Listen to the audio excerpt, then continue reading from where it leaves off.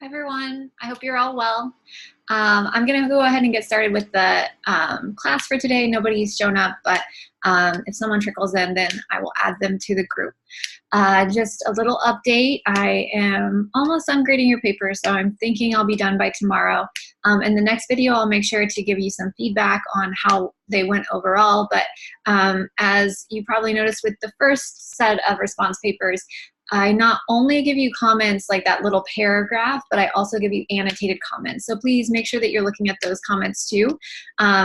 Because, I mean, not only because I put work in, but because I'm trying to help make you even better. So even if you got a perfect score, sometimes I'll give you some like suggestions on maybe how you might have misunderstood something, or maybe you could have clarified something a little bit more. So please look at those annotations. They'll help you for your final paper for this class, which I promise we'll go over when we get back from spring break. All right, and the other thing I want to check in about is please make sure that you are talking to your group mates. I know that some of you like to wait until the last minute, but you might be in a group with someone who does not like to wait till the last minute. So it's up to all of you to make sure you are keeping the lines of communication open. And yeah, so I'll be checking in with you if someone emails me and lets me know that there's something going on where people aren't responding. So keep that in mind. All right, so with that said, let's go ahead and get started for talking about the reading for today. So today we're going to be talking about the public screen and very briefly the public sphere. So hopefully you'll notice that this this reading aligns well with one of the things that we did in the first part of the class, because it builds on the public sphere. So let me just go ahead and get this ready to go here. Okay, so the article is called From the Public Sphere to the Public Screen. And what we're going to do today is we're going to understand how the public sphere takes place on the public screen, which you all seem to do pretty well in your reading comprehension questions. Next thing we'll do is we'll talk about the World Trade Organization protests and give some specific examples of how they caught the attention of the public screen. And then I'll give you some examples of how the public screen is still relevant today. So that's the plan. This is a quick little reminder about the public sphere. So remember, all of this stuff, this is the exact same slide that I used in the first presentation when we talked about the public sphere with invitational rhetoric. So ideally, the public sphere is a place where things like public opinion can be formed, where rationality is involved in this discussion. And the government can look to the public sphere in order to understand what the people want. So the public sphere is really important in order to make change in society, as long as the government, of course, is listening to the public sphere. Something that's important here is that as Habermas was reflecting on his work on the public sphere, he, in the 80s and 90s, he definitely saw the decline of the public sphere, where he started to see things like public relations firms taking over the public sphere. So newspapers used to be a really good place for the public sphere to have a voice. But then when public relations firms and corporations started taking over the newspapers, that affected the way the people were actually heard, because instead of the people, it became corporations and how celebrities wanted to be branded. So for Habermas, that was hugely problematic. We've also talked about how it's problematic that the public sphere evolved into something that, while supposed to be inclusive, was actually exclusive. So the bourgeoisie public sphere is something we talked about the last time we brought this up, where we had primarily upper middle class white men were the ones who were controlling this. And not that those people should not be involved in the public sphere, but if they are the only ones formulating public opinion, obviously there's going to be some things left out. Right, so that's the public sphere in a nutshell. Hopefully you already knew that, but if you didn't, that was a review for you. So what's happening here, and this is one of your reading comprehension questions, DeLuca and Peoples decided that, okay, sure, we can still talk about the public sphere, but now that the media has become so prevalent, we really need to talk about how the media, or the public screen, is doing our conversing for us.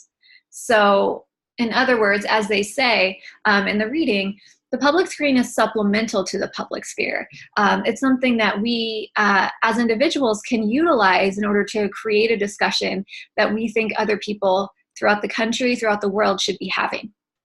Right? So it's not public sphere or public screen. It's both of them sort of happening at the same time.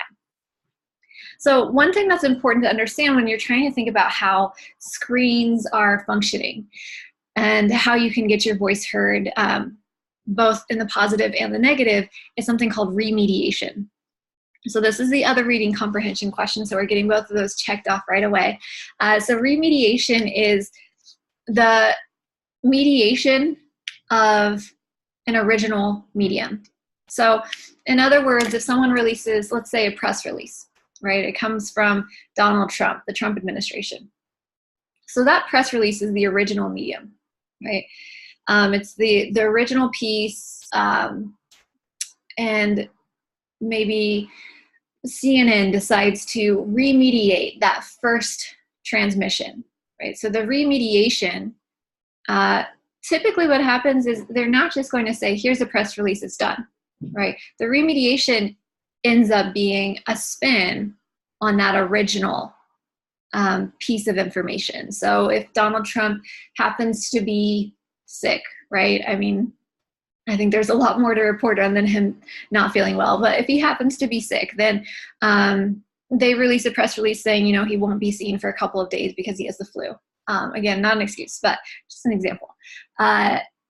Then CNN might take it and flip it because they tend to be liberal, and they'll say something like, this is awful, he should be able to still lead the country, he should not be hiding, et cetera, right? So the remediation is similar to what we talked about last week when we talked about media spin. They put their unique comment on what is being said. All right, so something else that's happening with remediation is a concept called hypermediacy. So hypermediacy, like the reading said, is a window upon a window upon a window.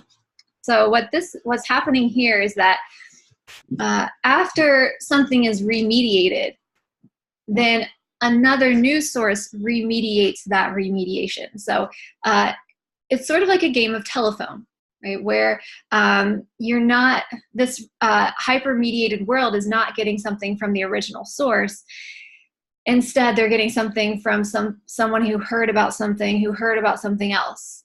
And this hypermediated world results in us not really knowing exactly what happened, right? So it sort of gives us a false sense of reality. We're only getting a small piece of the puzzle. And most of you know that, like, you've been studying media for a long time. So you're able to think critically about when things are fragmented, but there's some parts of the public who aren't thinking about how problematic it is that there is, that we live in a hypermediated world, right? So what DeLuca and Peoples are trying to do with their concept of public screen is they're trying to help the public figure out how they can bust through the hypermediated world in order to sort of shape the reality and the way that they need reality to be shaped. So that's, now that we're going to be talking more about the public screen, that's sort of their goal. They want to help you get your voices heard. So typically in class, what we talk about, and I won't spend too much time on this, to give you an example of where a hypermediated world could become really problematic, is a controversy known as Pizzagate. So the really short version of this, I suggest that you Google it, but the really short version of this is in some of the linked emails from Hillary Clinton and some of her staff, some conservatives looked for code words that they believe were talking about some sort of pedophile scandal. I should say right now, the scandal was not true, right? Some of what they said was like, the scandal was taking place in the basement of this pizza place known as COMS in the DC area. And what this ended up leading to was a man went to the pizza place and he actually shot in the pizza place. So no one was killed, thankfully, but you can imagine how this could have led, this thing that wasn't even true. They didn't even have a basement in this pizza place, right? So there's so many things about this that wasn't true, but because people used this little news story that someone tweeted and then started tweeting it and tweeting it and tweeting it, not going back to the original source. They created this hypermediated false world that then led to violence. And I'm sure that you can imagine there are many other stories that you could think of that could lead to violence or something else, right? Maybe not as bad as violence, but this is still hugely problematic. So it's not great that we have a hypermediated world, but what DeLuca and Peoples is reminding us is that it just is, right? So we need to work with our reality. And so they want us to think about how to cut through some of this. So one thing that you could do is you could try to create something known as the image event. So the image event is exactly like it sounds. Like, it's not some, they're not trying to like reinvent the wheel here. It is a photo that tells the public exactly what is happening at your protest or at whatever you've decided to do as a social movement, right? Or even as a politician, right? You could use the image event there as well. What's important to note here is that, yes, the image event tells people what happened, but it might also leave out a lot of the story. And so it's important for you to think about how to like frame photos and frame the way that you're like standing next to people or not standing next to people, so that you, as a member of the social movement, you're controlling how the screen is telling your story. Right? If you don't take the time to create image events, then the news media will create them for you. And so they might get your story wrong. Right? So I think next I have a couple of examples. So these examples are from the World Trade Organization protest. This one, obviously, like seeing the contrast between the two is really important. And again, not saying one was better than the other, just saying that what's happening here is that the protesters clearly framed themselves to look like they were better, right?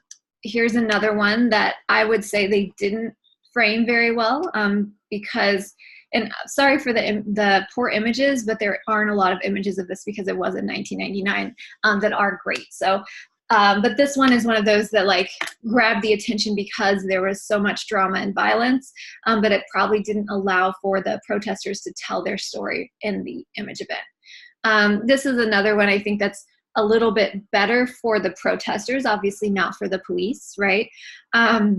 It makes it look like they weren't doing too much to get the police to point, I'm not sure what exactly this is, but to point whatever this is at them, right? And I mean, something we could probably learn from this is, I mean, if you're on the side of the police, you could also think about how image events are something that you need to think about, how you can control those and how you can control the way people see you, right? So I think now that we have not just like newspapers and television telling these stories, but we have Twitter sort of survey, sort of watching the police, I think that they're more accepting to having to frame their own image of it.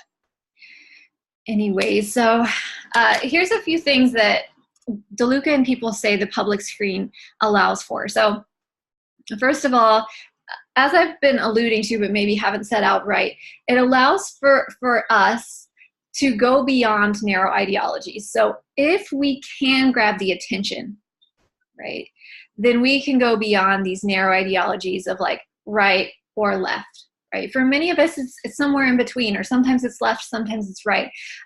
We can move ourselves into the conversation. And one way we have to be able to do that, like this is the way to go beyond narrow ideologies, is we need to have conflict or drama in the way that we are presenting our movement, right? So without conflict or drama, we will not get the attention of the public screen. That's not something that is great, right? But again, it's something that just is. And so if the point is to get more people on board and more people to understand what you're trying to do, then of course you're going to want to grab the attention, right? So conflict and drama, and this reading, they're talking about a World Trade Organization protest in 1999, where they were protesting in Seattle. They were protesting things like free trade. So these protesters wanted fair trade. So in other words, they wanted developing countries to not be mistreated by developed countries. That's something that they were scared of. They wanted people throughout the world to be paid fairly for their labor. And this is something, I mean, people are still protesting and talking about this today. But something that happened at their protest, if you read the reading, you saw this, was people were violent, right? You saw a picture a couple of slides ago where people were destroying buildings, they were destroying businesses, primarily places like Starbucks, Nike Town, so corporations, which sort of backed what they were trying to get at. But still, for many of us, violence is not going to be the only way or the way that we want to grab the public screen. So keep in mind that you can grab the public screen through many other ways. So humor is a good way to grab the public screen. You could also do something that pulls at people's heartstrings. So something that's really emotional is something that works as well. Having people tell their stories, those types of things are conflict and drama that are not making us be violent, right? So don't get out of this that yes, we should be violent in order to get the attention, because that's not the only answer here. So the last thing with the public screen is if we are able to seek it out and we get on the screen, we'll go beyond narrow ideologies and we will amplify our voices, right? So even if it's just one person, if they're able to capture the attention, their voice becomes really loud, right? And other voices get pushed to the side. So that's something to keep in mind as you're thinking about the public screen. So typically, obviously, we're not going to be doing this, but typically I have the class go through and find some ways that the World Trade Organization protesters utilize the public screen. So I'll just give you a couple of ways to give you a general idea. So again, the way the public screen was captured was, well, initially, just by the fact that they had chosen to protest such a big event. Right? So even before the protest the public screen was starting to pay attention. But the public screen paid more attention when violence ensued. So something that the authors are trying to suggest here is that after the public screen says, okay, this stuff is important, the protesters needed to capitalize on this. So their capitalization included things like being interviewed on NBC or another news channel. So what would typically happen is, the news channel would show like a couple of clips of what happened at the protest, and then you get an interview with one of the people in the protest. So that interview allows for a couple of things, and here's some ways that they're utilizing the public screen. So first, the interview allows for them to actually talk about the issue at hand, right? So not only do people know that they were protesting, right? Okay, that's great. But what's really important is that they're able to say, here's what's happening, here's why it's a problem, and here's why you should pay attention. They really needed somebody to do that, or that attention of the public screen would have just framed them as violent.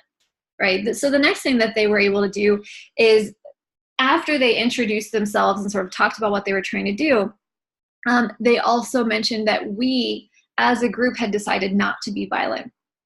The people who were violent were anarchists, or were people who were not a part of the initial protest. So they were able to distance themselves from some of the people in the video. That may or may not have worked, but at least they sort of took the public screen as an opportunity to do that. Another thing that's really important is that they were able to tell individual backstories.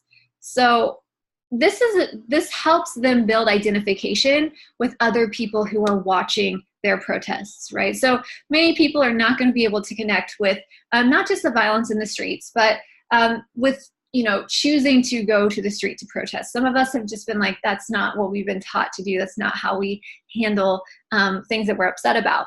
But when you have different news sources digging into the background of different people who were there and showing viewers how complex the people were, that maybe allows people to realize that it is a possibility to make the change that they thought they wouldn't be able to make. Doesn't mean that they're going to go protest, but maybe they'll join the cause in another way, right? So we have a couple of things. So first of all, they were able to just tell their story, talk about what they were trying to do, more than they would have without the violence. The second one is they could distance themselves from the violence. And the third one is they could build identification through individual stories. Right. I mean, the list could go on and on. Something that was really beneficial of this is this particular use of the public screen allowed for this movement to get even bigger, right? It became global because they grabbed so much attention. So that was a big thing as well. But what you should get from this is you don't have to know like, okay, here's all of these ways that they did this. What's really important is that you know that they at least did okay when it came to talking about themselves after the public screen came to them. What's detrimental to some social movements, for example, things like Occupy Wall Street, right? Or sometimes people would say Black Lives Matter. One of my students said that yesterday. The more recent social movements that don't really like having leadership, what becomes really problematic is that when the public screen is drawn to them, they're not able to give a clear message. And so I think that's strategic, and I think that that's fine, but this reading would say that it's actually not so fine because then they may not be able to speak to as many people as they could if they had someone who was almost like a PR person who could speak for them and frame their message very clearly, and perhaps even build up identification with some of the viewers. Right? So this is what they're trying to get at. Really think about how you utilize the public screen when it does come to you, whether it was on purpose or accidental because of violence. Right. Okay. Let's see. So that second question I sort of answered already, but yes, the researchers think that they used it pretty appropriately. In fact, later on in the article, they talk about another protest that took place in Europe, and it was not violent, but it was a similar cause, right? They were trying to push for fair trade, and it barely left a trickle, and it didn't really make any change. Whereas the authors of this article are saying that this first protest made a lot of change because of the violence, right? Again, not advocating violence, but some sort of drama or conflict is really important. So a few things before I tie it all together. So this reading is pretty old, but it's really important because it's foundational in order to understand sort of how people have built off the public sphere and now talk about screens and the way they have conversations. Of course, this reading was written way before we were thinking about Twitter and social movements online. And I think you can build off of what they had to say with some of the hashtag movements that we've had more recently. So let me give you a couple of examples, and some of these will have image events too. So I think this picture is from, so obviously Occupy Wall Street. I believe this is from UC Davis, but there were a lot of Occupy Wall Street photos circulated that sort of showed the confrontation, and it was supposed to be peaceful protest. And so I think they were very strategic in making sure that the people they were against, the government, the police, whoever else, looked bad, and the protesters looked good, right? Again, a lot of other things were going on, but if you can have a good image of it, this will tell your story for you, right? And sure, other people will say, well, what about this? Well, not everyone's going to read the rest of the story, right? That's unfortunate, but it's true, right? Here's another one, a little more recent, the Dakota Access Pipeline. So I'm sure that you all remember, maybe you don't, but when people were tweeting, no DAPL, right? There was a huge protest. They, for a minute, were successful with the protest, but eventually the pipeline did end up happening. So there was some success with this. And part of the image event here is that we have a lot of people, including celebrities, and celebrities can be a way to like have an image event too, right? To capture the public screen. We had so many people going to North Dakota, which No offense to people from North Dakota. Hey, I'm from Indiana. I feel your pain. Not a lot of people are going to go to North Dakota for very many things. So that was a pretty big deal. And that helped capture the attention of the public screen. A few more that are more recent, or maybe just one more. The hashtag #MeToo movement is one of those that, because people are telling their stories in the movement, there is drama and conflict already built into it. And because so many people were not used to hearing stories from men and women who had dealt with harassment or abuse or assault, this, as you notice and are still noticing, this is something that the public screen couldn't let go of, right? And this is something that, at least in my opinion, is starting to make some real change. I think there's a lot more work to be done, but it's a good example of where the public screen was able to amplify voices that, in my opinion, needed to be amplified in order to show people this is something that needs to change. All right, so on that note, I'm going to skip over a couple of things. So I know you already understand the public sphere and the public screen and how they're supplemental to each other. Hopefully you understand remediation and hypermediacy. And just when you're thinking about your final paper, and I promise we'll go over that later, you might think about how you can use this for hashtag movements or other social movements that you feel like capitalized on the public screen in a way that was able to make some sort of change. Okay.